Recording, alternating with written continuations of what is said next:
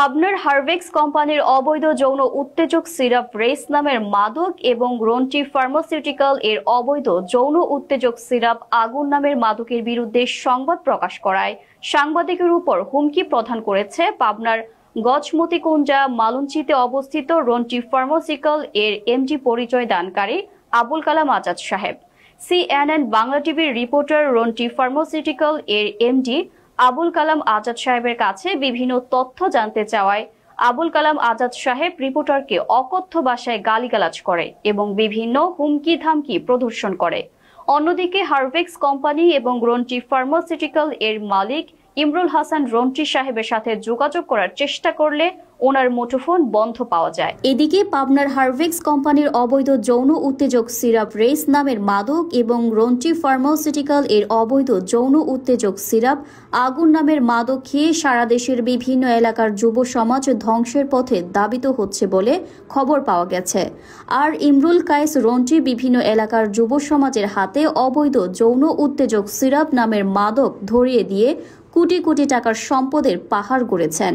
যুব সমাজকে ধ্বংস করে অবৈধভাবে কোটি কোটি টাকার সম্পদ অর্জনকারী এই ইমরুল ইসলাম রন্টি দৃষ্টান্তমূলক শাস্তি দাবি করেছে বিভিন্ন এলাকার সচেতন জনগণ। বিশেষ করে পাবনা, রংপুর, দিনাজপুর, সুনামগঞ্জ, নারায়ণগঞ্জ, কুমিল্লা, মুন্সিগঞ্জ, কুষ্টিয়া, ফরিদপুর, গোপালগঞ্জ, চট্টগ্রাম এবং কক্সবাজারের চকরিয়াতে এই অবৈধ যৌন উত্তেজক সিরাপ নামের মাদক খেয়ে যুব সমাজ ধ্বংসের পথে ধাবিত হচ্ছে বলে খবর পাওয়া গেছে।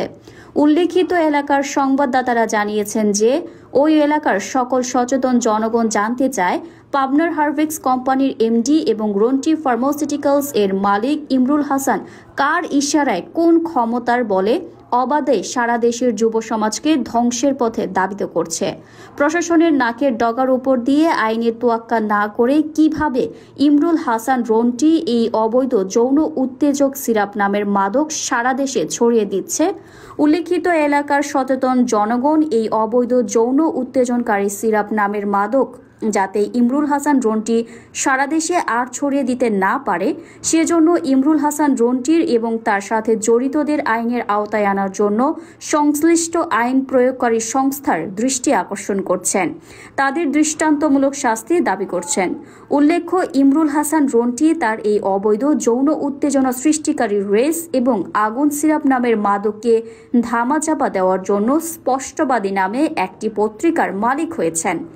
স্পষ্টবাদী পত্রিকাকে সাইনবোর্ড বানিয়ে ইমরুল হাসান রন্টি অবাধে সারা দেশে এই অবৈধ যৌন উত্তেজনকারী সিরাপ নামের মাদককে বিভিন্ন এলাকায় সাপ্লাই দিয়ে যুব সমাজকে ধ্বংসের পথে ধাবিত করছে।